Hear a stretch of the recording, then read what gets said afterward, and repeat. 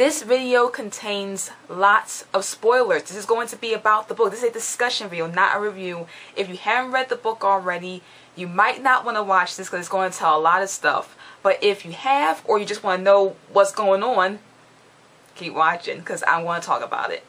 Alright, so first I want to talk about is Darken Rahl again. The Darken Rahl character in the book and the series is so in-depth. He is so complex. First of all, in the book, he has blonde hair and blue eyes, where in the series he has brown hair and more of a darker look. So like in the book he goes from like more of a Legolas character, like you know, Legolas from Lord of the Rings with the long blonde hair and super beautiful, and that's how he's supposed to look in the book. I got like the description like right here. It's like he has long blonde hair, very delicate, and so you would never guess that he's actually quite horrible. And I like that a bit. I don't really. So like in the series, they kind of slowed it down. Like it was kind of funny. In one of the episodes, Darken Rahl has a doppelganger who looks just like him, and so he makes his doppelganger dye his hair brown, but his doppelganger has blonde hair like in the book. And the series Darken Rahl's like, ugh, I hate that blonde hair. I thought it was just so funny because in the book he actually has blonde hair, more of a delicate look to him. And where I think I love the series one better because I think it's kind of creepy to have him like really pretty and like that horrible. So now more onto Darken Rahl character. In the book, he's well, I should say in the series, Darken Rahl is Richard's brother, which I think is a pretty cool twist. But in the book, and I'm just saying like spoilers, this is going to have a lot about it, he's Richard's dad. And I think that's very interesting because it's a complete different change. It's completely different. And Darken Rahl is Richard's father instead of his brother. And so this is how it goes. Like Panis Rahl is Darken Rahl's dad. And in the book, he's also Richard's dad. But not in the... I'm sorry, in the series, he's also Richard's dad. But not in the book. In the book, Panis Rahl is Darken Rahl's dad. But Darken Rahl is Richard's dad. Because he got Zed's daughter, and it's a lot of rape in this book. I mean, seriously, it's like a lot. So if you're like I said, this book is more so like if you saw my review, this book is more so like Games of Thrones. It's not like the series. Trust me, if you are very squeamish and don't like a lot of blood and gore, this got it. So be careful. And yeah, so he gets Zed's daughter. And Zed's daughter has Richard and marries George Cypher, and they are happy together until she dies in the fire. And it's what makes Richard that never get angry. Richard never gets angry in the book because his mother died in a fire because his dad was fighting a neighbor, and so he learned to never be angry. And so the irony is the only way he can bring his sword into power is to always get angry. He has to learn how to be angry again. And so this leads me back to Richard's torture from Denna. This scene, like in the series, Richard gets tortured by the Mord Siths. And the Mord Siths is a group of scary, you know, warrior women who wear all leather. And they got these things called the Agiled. And it's like this long leather rod. And they just be like, hitting people with it. Like sends like a crazy amount of shock through their body. And in the series, Richard is torture, but not like in the book. Oh man, Richard's torture in the book will have you crying. He is, oh, like before I get into that though, like it's so like this book will have you like literally like I'm reading like it's a book, and yet I'm like don't want to look. I don't want to read the next paragraph because it makes you wince. Because first of all, they go to this castle, right? And it's this wicked queen. Her and her, like, evil daughter. Her daughter is so spoiled and evil. Her daughter got her own servant, and she tortures her servant girl. And they're, like, real little, like 11 or something. They're young, really little kids. And this little girl is evil. And she tortures her servant girl.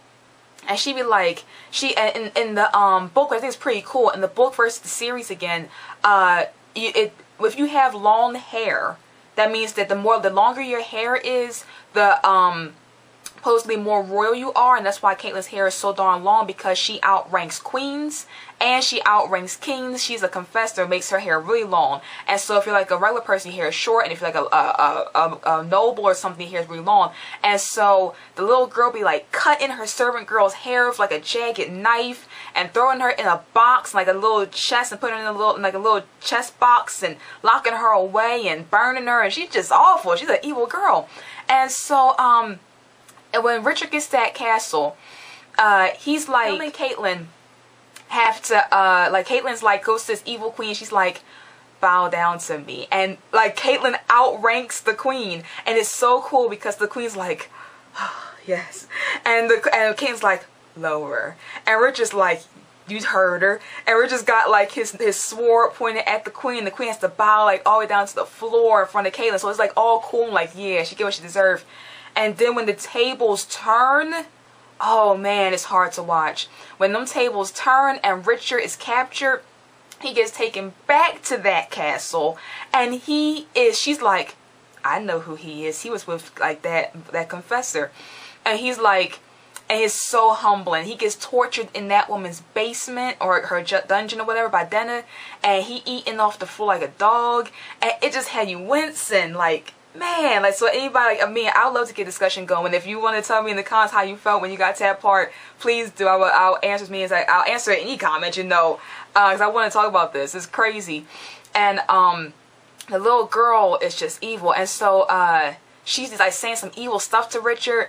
And her servant girl becomes very important in the in the whole book, and it's cool because there's an episode in the actual Seeker, the series, that is this episode, but they change it. Richard's not torturing the cast and like that. They completely, it's amazing. I love how the Ramsay brothers did, because they totally separated it and made it their own freaking story. And it's like, it's crazy. So the little girl saves the day in her own way. It's a long story. I'm not gonna get into the whole thing, but she gets out by some wizard named Giller, and he tells her how to get around things and whatever. And it's really, really good.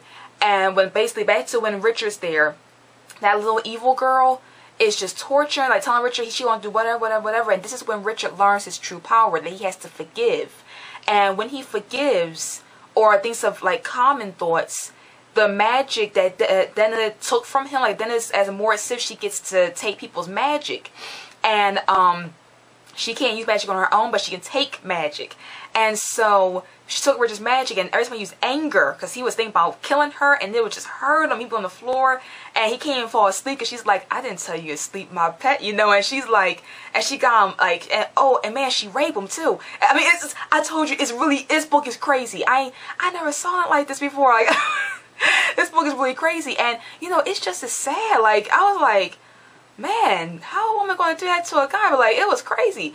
And look for a Jill, I was like, what the freak? And she had put the Jill in his ear, and so it's crying. I ain't gonna get into it, but it's crazy. And so so he's down in the basement getting tore up, and the little girl comes down the basement. She's like, yeah, that's what you're going to get, and we're going to do what she was just saying. So Richard looks at the little girl, he can see this little girl got some issues, and like forgiveness floods his heart, and then he kicks her straight in her face. And oh man, the graphics in this freaking book, he kicks that girl so hard in her face, like they just get into, so it's really, really graphic, and it's like her teeth fly out her mouth and her tongue get bitten off, and it's so bad. And I never saw something like that before when it comes to kids, and I'm like, man, they never get back to us with that. Like that, I would like to have known what happened to the girl. Only we know that she's at the edge of death, and her mother's like furious, and her mother comes down there. She's like, she's also the more Sif is like, she's like, she didn't know that Richard could do. She's like, how did you do that? Because she knows she has his power, and she sees that he used forgiveness, and this all leads to how he can turn the sword white, and how in the end he ends up killing Denna himself by forgiving her for everything that she did. He like changes, like Richard's got that like power to change people, and she's still evil when she says that she won't stop, that she's not going to stop, but he be taking care of her when she gets hurt, because like Dark and Raw crazy started hitting her too, and he starts taking care of her, and he starts changing her, but he ends up stabbing her through because she needs it. She's crazy, and his time with Denna makes him a different character. Like the Richard character starts off really happy-go-lucky. He's just a simple woods guy in Westland. And when Dennis done with him, he's a different guy. He's more darker. They say he's got a touch of madness inside of him now because of the torture. And it's good madness kind of, because it helps him understand the Mort Sifs a bit better and what they're going through, and that ends up being very useful in some of the other books. Another secret book, I'm actually reading this one right now, but yeah, it becomes very useful to him in the other books. So more differences real fast before I end this. There's no mud people in this book. They have people called the mud people. In this series they completely cut them out. I'm not too sad about that. The mud people scene's a little bit long in my opinion. Like, it's nice and all, but it's a little bit long. But I enjoy certain parts of it.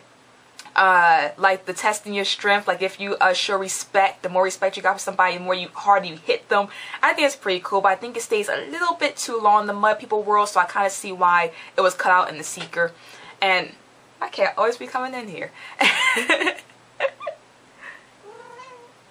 Nala, what are you up to? What are you talking to me? What are you saying?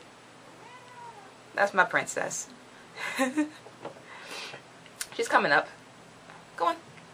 Go on, come on. Go on. You have my video. So, so they cut out the mud people section, and I don't mind that too much because the mud people were kind of long. Then Shoda the witch woman, she is completely different in the book. In the series, they kind of be playing her like she's magical, but in the series they kind of be like she's like got a big relationship with Zed, and you know she got crushed on them. She's cool, but in the book she's something to be feared. She's like really, really scary.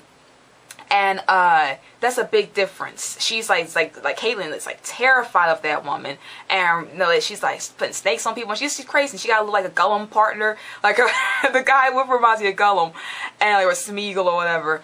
And she is a completely different character, and she's really beautiful. Like she's pretty in the series, but like she's got probably like super gorgeous. Her hair is down to her feet, and it's like, and so she's got her own thing happening. It's quite different compared to the book versus the series.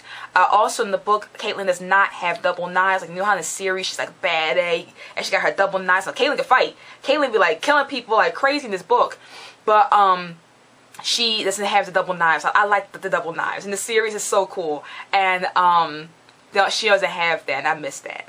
So, but she doesn't have that. But she is Confessor, and that's pretty cool. It stays the same. What else? Oh, I love the Master Raoul guided speech. And this is what Richard has to say for 2 hours every day when he's at the People's Palace, when he's captured. And it becomes this place of a place where he just kind of can escape to and not think of anything. Really, the whole torture scene is harsh, but it does change the character Richard. And I'd love to hear what y'all have to think about that. Was it too long? Was it necessary? Or was it really graphic? But yeah, this is I think this is about the end of my in-depth discussion on The Seeker. I just wanted to come back. Like when I first watched my review, I was like, there's so much more I want to talk about. And but a review, you don't want to tell spoilers. But I wanted to tell these spoilers because they were really interesting to me, and I wanted to just discuss it. And so if you haven't read the book yet, I just told a lot of it, and ask me questions you want about it. It's one of my favorite books. I hope I got into every part that I wanted to get. I'm sure I turn this camera off, I'm going to remember. So I'm like, oh man, I really want to talk about that. I'm sure, but the cool thing is the whole series, so I'll probably come back and revisit another version of this book, like not the Witch's First Rule, but maybe Blood, Stone of Tears, or what am I reading now? Right now I'm reading Soul of the Fire. I'm only halfway through, and I'm definitely looking forward to talking to you about this one. And yeah, I think it's pretty good. Lots of people. It's, what else? I have a list of things I want to talk about this book. But I think that's about it. So, thank y'all for watching. Like I said, my last one, please check out my book. I'm an author. Check out my book. It's on Amazon Kindle. It's called Eye Ashes. And I always put a link in the bottom. Give me any, if you want to suggest a book to me, please tell me. You know, I'm always into a new read. I'm more so into fantasy, so nothing really, like, I like fictional stuff, so I've read tons of nonfiction, all that stuff, and I kind of like fantasy. So if you have any good fantasy books, please tell me. Also, follow me on Twitter. I like a follower, I would. So, thank y'all guys very much for watching. Okay, I will talk to you again hopefully next week. Maybe doing I love Godslayer Chronicles. It's a whole nother fantasy book area by James Clemens. So yeah, that'll probably be next week. So okay, talk to y'all guys later. Bye.